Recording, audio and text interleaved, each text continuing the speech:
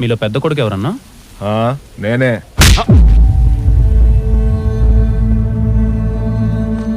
మనం జీవితంలో ఎదిగే ప్రతి ఒక్క మెట్టు వెనకాల మన నాయన దిగిన మెట్లు ఎన్నో ఉంటాయన్న. ఆ టైంలో ఆయనకు పక్కన ధైర్యంగా ఉండేది ఎవరో తెలుసా?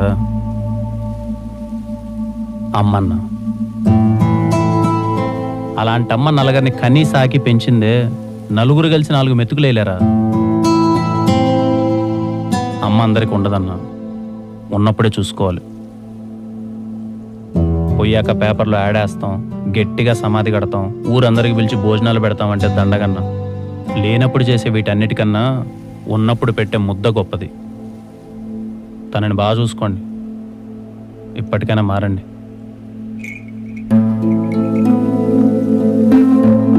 మీరు చెప్పారని కాదమ్మా, నాకే ఎందుకో వాళ్ళు చేసింది